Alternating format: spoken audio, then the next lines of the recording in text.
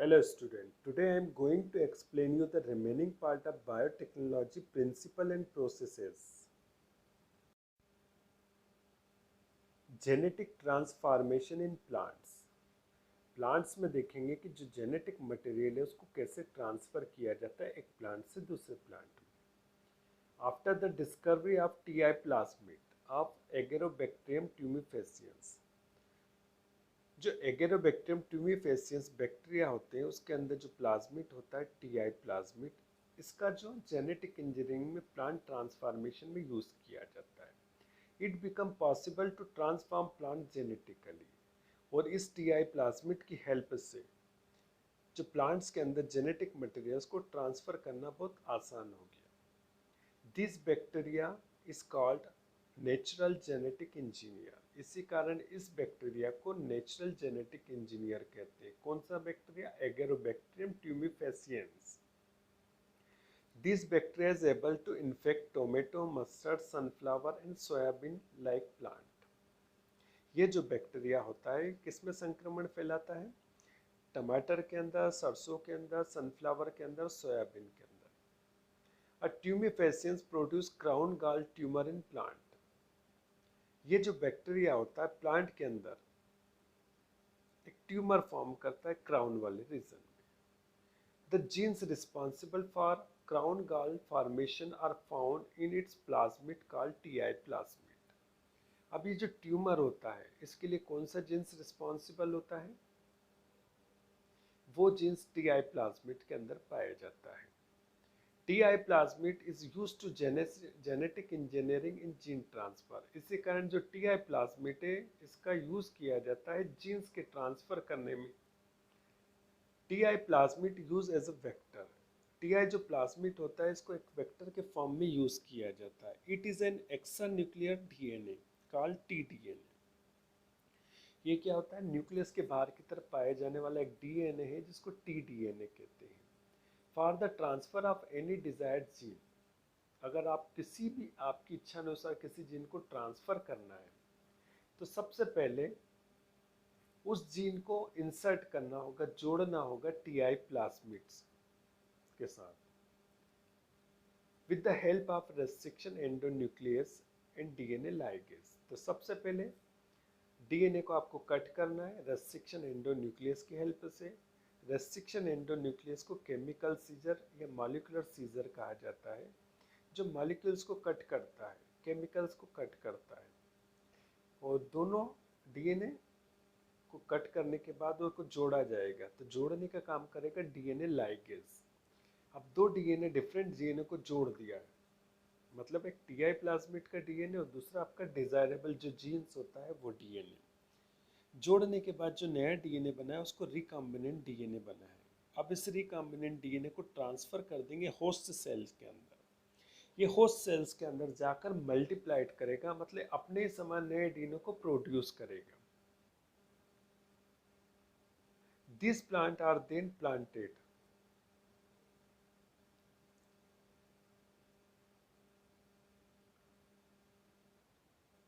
On the pot and cropland. This plant are called transgenic plant. अब जो नया बना है होस्ट सेल्स के अंदर जो जीन बना है उसको प्लांट के अंदर क्या कर दिया जाएगा? ट्रांसप्लांट कर दिया जाएगा, जिससे जो नया प्लांट बनेगा उसको ट्रांसजेनिक प्लांट कहते हैं। आप इस डायग्राम में देखेंगे सबसे पहले रिकॉम्बिनेंट डीएनए किससे फॉर्म होता है। पहले देखेंगे आप एग्रोबैक्टीरियम ट्यूमिफेसियंस। इसके अंदर ये जिसका जेनेटिक मटेरियल होता है मेन, और ये जो होता है एक्स्ट्रा न्यूक्लियर जो जेनेटिक मटेरियल होता है जिसको टी.आई. प्लाज्मिड कहते हैं। इस टी.आई. प्लाज्मिड में आप डिजायरेबल जो जीन होता है उसको जोड़ देंगे, तो अब ये जो स्ट्रक्चर बना है इसको रिकॉम्बिनेंट डीएनए कहेंगे। अब रिकॉम्बिनेंट डीएनए कुछ समय के बाद ये मेन क्रोमोसोमल स्ट्रक्चर के साथ अटैच हो जाएगा। अटैच हो जाने के बाद ये क्या करेगा? मल्टीप्लाई करने लगेगा। मल्टीप्लाई करने के बाद ये बहुत सारे अपने समान नई कॉपी को फॉर्म कर लेगा। तो इस तरह से बहुत सारी सेल्स बन गई। अब ये सेल्स जब कल्चर मीडियम में जाएगी तो इसमें डिवीज़न होगा। डिवीज़न होने के बाद बंच ऑफ सेल्स बनेगी, और जो बंच ऑफ सेल्स बनेगी उसको कैलस कहेंगे। उस कैलस से एम्ब्रॉयड फॉर्म होगा और एम्ब्रॉयड से प्लांटलेट्स, और जो प्लांटलेट्स होंगे उनको आप पोट्स के अंदर प्लांट कर देंगे, जिससे जो नया प्लांट बना उसको ट्रांसजेनिक प्लांट कहते हैं, क्योंकि उस प्लांट के अंदर दूसरे डिज़ायरेबल जीन्स भी है जो आपकी इच्छा अनुसार चाहिए। तो आपने क्या किया, सबसे पहले एक बैक्टीरिया लिया, एग्रोबैक्टीरियम ट्यूनिफेसियंस, इसके अंदर कौन सा प्लाज्मिड था, टीआई प्लाज्मिड। इस टीआई प्लाज्मिड के साथ आपने डिज़ायरेबल जीन्स को जोड़ दिया जिसको टीडीएनए कहते हैं। दोनों को जब जोड़ दिया तो क्या बन गया, रिकॉम्बिनेंट प्लाज्मिड बन गया। अब रिकॉम्बिनेंट प्लाज्मिड जो बैक्टीरिया के जो मेन बैक्टीरियल क्रोमोसोम इसके साथ जुड़ जाएगा और मल्टीप्लाई करेगा, और मल्टीप्लाई करेगा तो अपने समान सेम बहुत सारी कॉपी बना लेगा। अब बहुत सारी सेल्स बन गए, इस सेल्स को आप कल्चर मीडियम में क्या करोगे, ग्रो करवाओगे। तो एक सेल्स डिवाइड होगी, रीडिवाइड होगी और बंच ऑफ सेल्स बनाएगी जिसको कैलस कहते हैं। कैलस फिर में ऑर्गेनोजेनेसिस होगा, जिससे एम्ब्रॉयड और एम्ब्रॉयड से प्लांटलेट फॉर्म होगा। जैसे ही छोटे छोटे प्लांटलेट्स बनेंगे इसको कल्चर मीडियम से निकालकर पॉट के अंदर प्लांट कर देंगे, जिससे नया प्लांट बनेगा जिसको ट्रांसजेनिक प्लांट कहते हैं। Cloning, the group of genetically identical organism is called clone. जैसे 100% दो ऑर्गेनिज्म है तो उनको क्लोन कहेंगे। Today clones of genes in clones of organism are produce genes in organism are called cloning. Same genes बनाना, same organism बनाने की process को क्लोनिंग कहते हैं, और इससे जो फॉर्म होगा वो क्लोन होगा। अब जो क्लोनिंग होती है वो डिफरेंट टाइप की होती है। अगर आप सेम सेल बना रहे हैं तो सेल क्लोनिंग, सेम जीन बना रहे हैं तो जीन क्लोनिंग, सेम ऑर्गेनिज्म बना रहे हैं तो ऑर्गेनिज्म क्लोनिंग होगी। तो सबसे पहले देखेंगे cell cloning. It is a process of cloning by which group of genetically identical cell are produced from a single cell. एक सिंगल सेल्स के द्वारा उसी के समान नई सेल्स को बनाने की प्रोसेस को सेल क्लोनिंग कहते हैं। टेक्निक ऑफ सेल क्लोनिंग, इसके लिए फॉलोइंग स्टेप्स को आपको फॉलो करना है। First, of all cells of organism are isolated with the help of enzymes. Organism जो है उसके अंदर जो सेल्स हैं उसको एंजाइम की हेल्प से क्या करेंगे, आइसोलेट करेंगे, अलग करेंगे। तो कौन से एंजाइम, या तो प्रोटीज होगा, ट्रिप्सिन होगा या केलाजीनेस होगा, एंड कैल्शियम बाइंडिंग सब्सटेंस होगा। तो इन एंजाइम और कैल्शियम बाइंडिंग सब्सटेंस की हेल्प से ऑर्गेनिज्म के अंदर जो सेल है उनको अलग कर लेंगे। जो प्रोटीज एंजाइम होगा, hydrolyse substance that bind cells together, जो सेल्स एक दूसरे से जुड़ी होती है उसको अलग करने में प्रोटीज एंजाइम हेल्प करेगा। Calcium binding substance remove the calcium from the surface of cells. जो कैल्शियम बाइंडिंग सब्सटेंस है, सेल्स के चारों तरफ जो कैल्शियम होगा उसको अलग करेगा। इस तरह से सेल्स जो होगी वो अलग अलग हो जाएगी, आइसोलेटेड हो जाएगी with the help of enzyme तथा calcium binding substance. Now suitable culture medium is taken in petri dish. अब पेट्री डिश के अंदर एक सुटेबल कल्चर मीडियम लेकर आइसोलेटेड की गई सेल को उसके अंदर डाल देंगे और उसको सारी फेवरेबल कंडीशन प्रोवाइड करेंगे, जिससे जो सेल होती है ये डिवाइड होगी और अपने समान नई सेल को फॉर्म कर लेगी। ये जो नई सेल बनेगी ये जेनेटिकली आइडेंटिकल कैसी होगी, सेम होगी, जिसको क्लोन कहेंगे। Next one, application of cell cloning. Multiplication of cell having the recombinant DNA. ऐसी सेल जिसके अंदर रिकॉम्बिनेंट डीएनए उसका मल्टीप्लिकेशन करेंगे, मतलब वो अपने समान नई सेल्स को फॉर्म करेगी। Biochemical analysis of cellular product. जो सेल के अंदर का प्रोडक्ट है उनका बायोकेमिकल एनालिसिस करेंगे, मतलब वो किन किन केमिकल से मिलकर बना है। Study of effect of environmental factors on clone cells. Clone cells के ऊपर एनवायरमेंटल फैक्टर का क्या इफेक्ट पड़ता है उसकी स्टडी करेंगे, कर सकते हैं। In the preparation of recombinant DNA और complementary DNA library. Recombinant DNA के फॉर्मेशन में तथा कॉम्प्लीमेंट्री डीएनए लाइब्रेरी के फॉर्मेशन में इसका यूज किया जाता है। Second, gene cloning. Production of multiple copies of gene is called gene cloning. Same genes को प्रोड्यूस करने की टेक्निक को जीन क्लोनिंग कहते हैं। For this DNA segment to be cloned is inserted into plasmid। इसके लिए जो डीएनए का सेगमेंट होता है उसको इंसर्ट किया जाता है, जोड़ा जाता है प्लाज्मिड से। और जोड़ने में और काटने में काम आएंगे क्या? काटने का काम करेगा रेस्ट्रिक्शन एंडोन्यूक्लियस एंजाइम और जोड़ने का काम करेगा डीएनए लाइगेज, जिससे इस डीएनए सेगमेंट को प्लाज्मिड से जोड़ देंगे और जो नया डीएनए बनेगा उसको रिकॉम्बिनेंट डीएनए या आरडीएनए कहेंगे। Recombinant DNA is inserted into host cell. अब जो रिकॉम्बिनेंट डीएनए बना है इसको होस्ट सेल्स के अंदर क्या करेंगे? ट्रांसफर कर देंगे।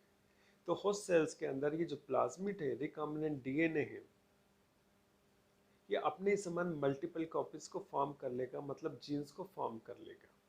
तो इस प्रोसेस को जीन्स क्लोनिंग कहते हैं। इसके लिए यूज की जाती है PCR technique, polymerase chain reaction. इस प्रोसेस के द्वारा जीन्स की मल्टीपल कॉपीज को फॉर्म किया जाता है। तो अब देखेंगे पॉलीमरेज चेन रिएक्शन क्या होती है, पीसीआर क्या होती है। In genetic engineering the availability of sufficient amount of DNA of interest indispensable in order to study genetic structure, function and manipulation। Genetic engineering की हेल्प से आप डीएनए को, अपने इंटरेस्ट के डीएनए को मैनिपुलेट कर सकते हैं, उसकी बहुत सारी कॉपी बना सकते हैं। और इस टेक्निक को सबसे पहले बताया था केरी मुलिस ने 1980 में।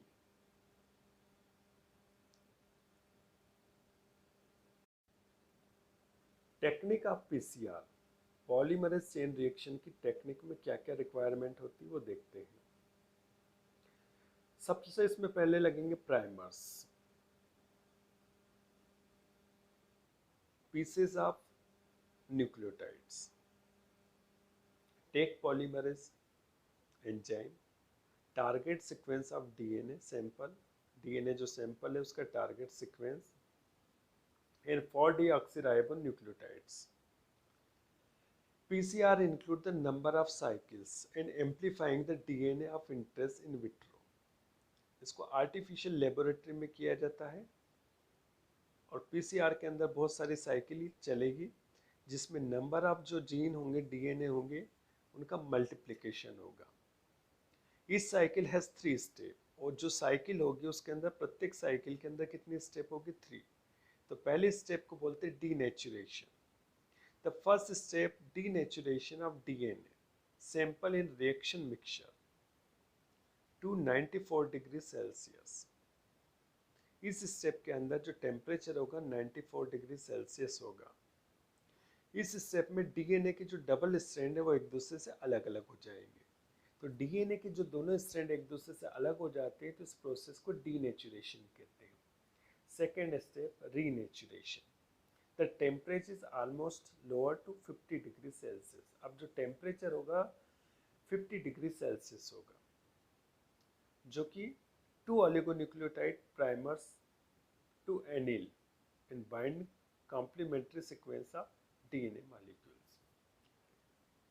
इस स्टेप्स के अंदर क्या होगा कि टेम्परेचर जब लो हो जाता है तो पहली प्रोसेस के अंदर जो डीएनए के दोनों स्ट्रैंड अलग अलग हो चुके हैं, इनके ऊपर, दोनों स्ट्रैंड के ऊपर प्राइमर अटैच होगा और जैसे ही वो अटैच होगा तो एक कॉम्प्लीमेंट्री चेन को फॉर्म कर लेगा, जिससे दोनों सिंगल स्ट्रैंड डबल स्ट्रैंड में कन्वर्ट हो जाएंगे। तो पहली स्टेप के अंदर क्या हुआ था कि जो सिंगल स्ट्रैंड, वो डबल स्ट्रैंड था, वो सिंगल स्ट्रैंड में कन्वर्ट हुआ। तो अब जो सेकेंड स्टेप है, 2 सिंगल स्ट्रैंड है तो दोनों सिंगल स्ट्रैंड 2 डबल स्ट्रैंड में कन्वर्ट हो जाते हैं। Step third, synthesis of new DNA और एक्सटेंशन। अब टेम्परेचर बढ़ा दिया जाता है, टेम्परेचर किया जाएगा 75 degree Celsius. At this temperature Taq polymerase initiated. जो टेक पॉलीमरेज होगा वो इनिशिएट करेगा, दोनों जो चेन होगी उनके बीच में फॉर्म करेगा OH बॉन्ड, जिससे वो दोनों चेन कैसी हो जाएगी? डबल हो जाएगी और एक न्यू डीएनए का फॉर्मेशन होगा। तो पहली स्टेप में जो डीएनए था टेम्परेचर 94 डिग्री सेल्सियस था, जो दोनों स्ट्रैंड थे वो सेपरेट हुए, डीनेचुरेशन हुआ। फिर रीनेचुरेशन, मतलब जो सेपरेटेड दो स्ट्रैंड है उनके ऊपर कॉम्प्लीमेंट्री चेन फॉर्म हुई, और थर्ड स्टेप के अंदर जो कॉम्प्लीमेंट्री चेन है वो एक दूसरे से क्या हो जाएगी, जुड़ जाएगी in the presence of Taq polymerase enzyme. इस तरह से क्या होगा कि एक डीएनए से बहुत सारी मल्टीपल डीएनए की कॉपी या जीन की कॉपी बन जाएगी। इस प्रोसेस को कहते हैं जीन क्लोनिंग, और ये प्रोसेस परफॉर्म होती है पॉलीमरेज चेन रिएक्शन के द्वारा। You can see in this diagram the steps of polymerase chain reaction। पहली जो स्टेप्स है इसके अंदर जो डीएनए का स्ट्रैंड के साथ डबल है, तो यहाँ पर टेम्परेचर कितना लिया जाएगा 94 डिग्री सेल्सियस, जिससे कौन सी प्रोसेस होगी, डीनेचुरेशन। तो ये डबल स्ट्रैंड सिंगल स्ट्रैंड में कन्वर्ट हो गया। उसके बाद टेम्परेचर क्या कर दिया जाएगा, लो कर दिया जाएगा। तो लो कर दिया जाएगा तो जो सिंगल स्ट्रैंड है इनके ऊपर क्या जुड़ जाएगा, प्राइमर। दोनों के ऊपर क्या जुड़ेगा, प्राइमर। और इसके सामने एक और चेन फॉर्म हो जाएगी, तो ये क्या हो जाएगी, डबल चेन। अब डबल चेन बन गई है तो उसके बाद क्या होगा, फिर वापस से टेक पॉलीमरेज आएगा। अभी टेक पॉलीमरेज क्या करेगा, दोनों चेन्स को आपस में जोड़ देगा, जिससे क्या बन जाएगी, जो नया डीएनए बना है जो कैसा है, डबल स्ट्रैंडेड है। अब डबल स्ट्रैंड है तो उसके बाद वापस से क्या होगा, वही डीनेचुरेशन की प्रोसेस होगी, फिर रीनेचुरेशन होगा, और फिर सिंथेसिस ऑफ डीएनए। तो इस तरह से जो सिंगल डीएनए था, जो एक डीएनए था, उससे कितने डीएनए बन गए, 4 डीएनए फॉर्म हो गए। तो इसको कहते हैं polymerase chain reaction. Organism cloning, the production of genetically identical organism from an organism. एक ऑर्गेनिज्म से सेम वैसे ऑर्गेनिज्म बनाने की प्रोसेस को ऑर्गेनिज्म क्लोनिंग कहते हैं। The cloning of plant is easier than the animal cloning. एक प्लांट से दूसरे प्लांट को बनाने की जो क्लोनिंग होती है वो इजी होती है, जबकि एक एनिमल से सेम उसी के समान एनिमल बनाने की जो क्लोनिंग होती है टफ होती, डिफरेंट होती, डिफिकल्ट होती है। For the cloning of organism tissue are culture to produce the mainly embryoid. तो यहाँ पर टिश्यू को लेकर टिश्यू कल्चर किया जाता है, उससे क्या फॉर्म होगा, एम्ब्रॉयड फॉर्म होगा, और उस एम्ब्रॉयड को यूज किया जाएगा वेल डेवलप्ड प्लांट बनाने में। ये तो प्लांट के अंदर किया जाता है, मतलब एक टिश्यू को निकालकर एक कल्चर बनाया जाएगा, उस कल्चर से एम्ब्रॉयड फॉर्म होगा, उस एम्ब्रॉयड से क्या फॉर्म होगा, एक प्लांट डेवलप हो जाएगा। लेकिन अब देखेंगे कि ऑर्गेनिज्म कल्चर में क्या होगा, एनिमल का जो कल्चर किया जाता है, क्लोनिंग की जाती है, वो किस तरह से की जाती है। The cloning of animal is very difficult. Animal cloning बहुत कठिन होती है, क्योंकि इसके अंदर ओवम के अंदर जो हैप्लॉइड न्यूक्लियस है उसको कन्वर्ट किया जाता है डिप्लॉइड न्यूक्लियस में। उसके बाद इस एग को इंट्रोड्यूस करवा दिया जाता है फीमेल के यूटेरस में। वहाँ जाकर इसमें क्या होगा, क्लीवेज होगा। क्लीवेज होने के बाद क्या फॉर्म होगा, एम्ब्रियो फॉर्म होगा, और एम्ब्रियो से क्या डेवलप होगा, फीटस फॉर्म होगा। तो जो फीटस होगा एग्जैक्ट सेम कॉपी होगा पेरेंट्स के समान, पेरेंट के समान, जो सिंगल पेरेंट होता है उसके समान। Application of organism cloning, by this technique desired genotype of any organism can be conserve. इस टेक्निक के द्वारा आपको कोई एक स्पीशीज जिनकी संख्या कम हो रही है, तो उसके द्वारा उनकी संख्या को बढ़ाकर उनको संरक्षित किया जा सकता, बचाया जा सकता। It produce organism with better characters. इस प्रोसेस के द्वारा जो ऑर्गेनिज्म है उसके अंदर अच्छे कैरेक्टर को कंजर्व किया जा सकता है। Endangered plant and animal species can be conserve by this technique. इस टेक्निक के द्वारा ऐसे जानवर और प्लांट की स्पीशीज जिनकी संख्या बहुत कम हो चुकी है उनको कंजर्व किया जा सकता है।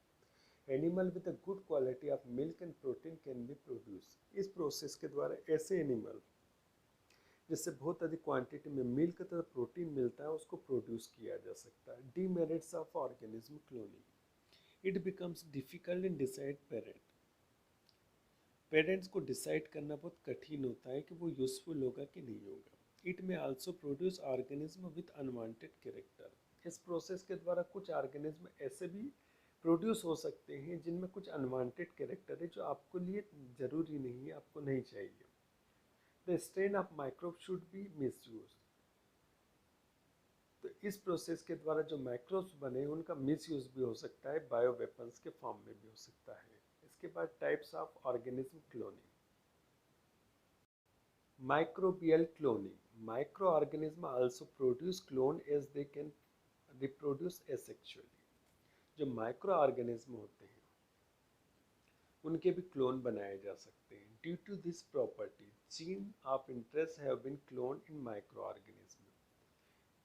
जो डिजायरेबल क्वालिटी होती है जो माइक्रो ऑर्गेनिज्म होते हैं उनके जो जीन्स होते हैं उनको क्लोन के फॉर्म में कन्वर्ट किया जा सकता है। Once desired strain are created. एक बार जब आपकी डिजायर्ड स्ट्रेंथ क्रिएट हो जाती है तो उसको मल्टीप्लाइड किया जा सकता है कॉमर्शियली। मतलब जो डिजायरेबल माइक्रो ऑर्गेनिज्म है उसके क्लोन फॉर्म किए जा सकते हैं commercially. Microbes are used from ancient time to produce many substances such as alcohol, vinegar and curd. प्राचीन काल में माइक्रोब्स का यूज़, प्राचीन काल में जो माइक्रो ऑर्गेनिज्म उनका यूज़ किया जाता है एल्कोहल के फॉर्मेशन में, विनेगर के फॉर्मेशन में और कर्ड के फॉर्मेशन में।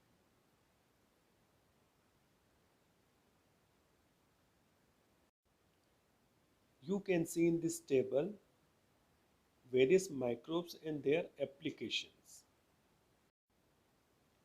प्लांट क्लोनिंग, जो कि आप पहले पढ़ चुके हैं टिश्यू कल्चर के फॉर्म में। एक टिश्यू के द्वारा न्यू प्लांट को डेवलप करने के प्रोसेस को प्लांट क्लोनिंग कहते हैं। Next one, animal cloning. Production of one and more genetically identical animal from single parent is called animal cloning. एक सिंगल पेरेंट्स के द्वारा उसी के समान नए ऑर्गेनिज्म को, एनिमल को फॉर्म करने की प्रोसेस जो कि जेनेटिकल आइडेंटिकल सेम होंगे, एनिमल क्लोनिंग कहते हैं। It is possible only few animals such as hydra and monozygotic twins. ये प्रोसेस केवल पॉसिबल होती है हाइड्रा के अंदर और मोनोजाइगोटिक ट्विंस के अंदर। इन आर्मेडिलो 4 to 8 clones are produced at the time from the single zygote. Cloning in mammals. तो मेमल्स के अंदर सबसे पहले क्लोन किया गया था शिप को, जिसका नाम है डोली। इस क्लोनिंग के अंदर सबसे पहले जो एग होता है उसके अंदर से न्यूक्लियस को आइसोलेट किया गया। उसके बाद मेमरी ग्लैंड के एक डिप्लॉयड न्यूक्लियस जिसको आइसोलेटेड किया गया है। तो मेमरी ग्लैंड के जो डिप्लॉयड न्यूक्लियस है उसके अंदर एग का जो न्यूक्लियस है उसको इंसर्ट कर दिया गया। अब इस डिप्लॉयड एग को कल्चर मीडियम में रखा गया और कल्चर मीडियम में रखने पर इसमें क्या हुआ, क्लीवेज हुआ। वो क्लीवेज होने के बाद क्या फॉर्म हुआ, एम्ब्रियो। अब इस एम्ब्रियो को दूसरी शीप के अंदर, उसके यूटेरस के अंदर ट्रांसप्लांट कर दिया और यूटेरस में जाकर ये एम्ब्रियो डेवलप हो गया और नए शीप का फॉर्मेशन हुआ जिसको कहते हैं डोली। इस प्रोसेस में क्या हुआ, सबसे पहले जो एग था उसमें से न्यूक्लियस आइसोलेट किए और मेमरी ग्लैंड का एक डिप्लॉयड न्यूक्लियस दोनों आइसोलेट किए। अब जो डिप्लॉयड न्यूक्लियस के अंदर एग के न्यूक्लियस को इंसर्ट कर दिया। अब जो डिप्लॉयड एग बना है उसको कल्चर मीडियम में कल्चर किया, जिससे उस एग के अंदर क्लीवेज हुआ, डिवीज़न हुआ, जिससे क्या फॉर्म हुआ, एम्ब्रियो को। अब इस एम्ब्रियो को दूसरी शीप के यूटेरस के अंदर इम्प्लांट कर दिया। तो दूसरी शीप के यूटेरस के अंदर इसका क्या हुआ, डेवलपमेंट हुआ, उससे नए शीप को प्रोड्यूस किया गया जो कि पहले वाले शीप के समान है, मतलब जेनेटिकल आइडेंटिकल सेम होता है। You can see in this diagram the cloning of sheep. तो सबसे पहले एक शीप का जो एग है उसमें से न्यूक्लियस निकाला और जो इस न्यूक्लियस को मेमरी ग्लैंड के जो डिप्लॉयड न्यूक्लियस है उसके अंदर इंसर्ट कर दिया। अब जो एग बना है उसको कल्चर मीडियम में रखेंगे। कल्चर मीडियम में जैसे इसको कल्चर किया तो इसमें डिवीज़न स्टार्ट हुआ और क्या फॉर्म हो गया, एम्ब्रियो फॉर्म हो गया। अब इस एम्ब्रियो को दूसरी शीप के अंदर उसके यूटेरस में इम्प्लांट कर दिया। उसके बाद इस एम्ब्रियो से क्या फॉर्म हुआ, न्यू शीप फॉर्म हुई जिसका नाम क्या है, डोली है। क्लोनिंग इन काउ। जिस काउ को क्लोन किया गया था उसका नाम है रोजी। Japanese scientists got success in production of 8 clones of unfertilized egg. जो अनफर्टिलाइज एग था उसके 8 क्लोन बनाने में जापान के जो साइंटिस्ट थे उनको सफलता मिली थी। For this they isolate developing embryo from the womb of cow in the 8 cell stage। उन्होंने जो एम्ब्रियो को डेवलप किया था उसके जो काउ के यूटेरस के अंदर 8 सेल स्टेज में इम्प्लांट कर दिया। These 8 cells are separated from each other with the help of enzymes।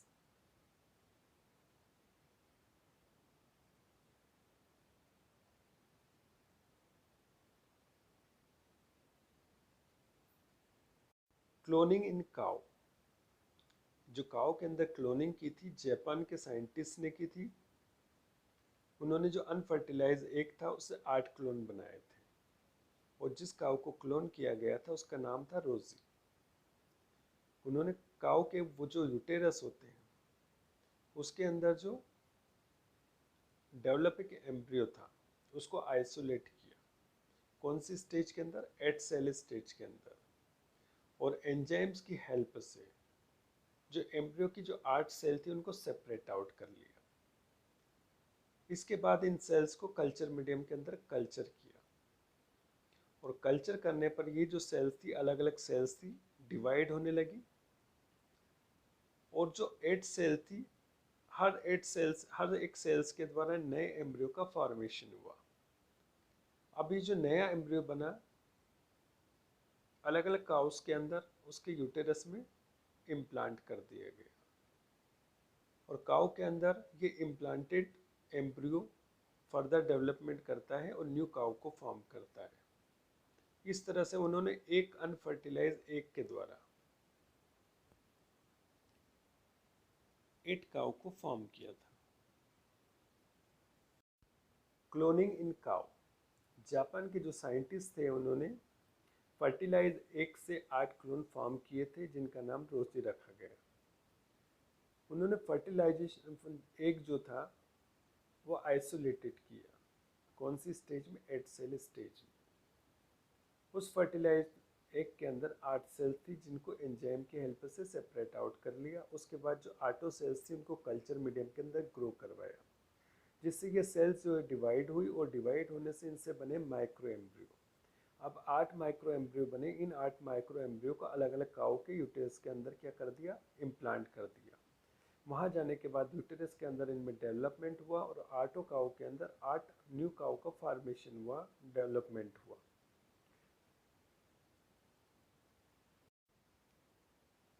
You can see in this diagram how to clone in cow। ये काउ है, इसके अंदर क्या फर्टिलाइज एग है।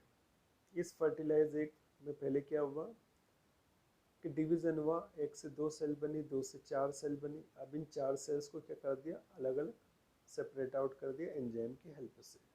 उसके बाद इस कल्चर मीडियम में इन चारों सेल्स को रख दिया। अभी जो चारों सेल्स थी इनमें क्या हुआ? डिवीजन हुआ और डिवीजन होकर क्या हुआ कि जो इससे 2 सेल बनी, इससे 2 सेल बनी, इससे 2 सेल बनी, 2 से 4 सेल्स बनती है, 4 से 8, 8 से 16। तो इससे एक एक जो सेल थी इससे क्या फॉर्म हुआ? माइक्रो एम्ब्रियो फॉर्म हुआ। अब इन माइक्रो एम्ब्रियो को एक इस काऊ के यूटेरस में इम्प्लांट किया, दूसरा इस काऊ के यूटेरस में, तीसरा इस काऊ के यूटेरस में और चौथा इस काऊ के यूटेरस में इम्प्लांट कर दिया। अब चारों काऊ के यूटेरस में माइक्रो एम्ब्रियो को इम्प्लांट कर दिया। जो फर्दर डेवलपमेंट हुआ इन काऊ के यूटेरस में हुआ और ये जो माइक्रो एम्ब्रियो है डेवलप होने के बाद न्यू काऊ में कन्वर्ट हो गया। तो इस तरह से कितनी काऊ फॉर्म हो गई? 4 काऊ फॉर्म हो गई एक फर्टिलाइज एग से। और ये जो चारों काऊ थी वो कैसी थी? जेनेटिकली सेम थी क्योंकि एक ही फर्टिलाइज एग से इन चारों काऊ का फॉर्मेशन हुआ था। तो इसको कहते हैं क्लोनिंग इन काऊ।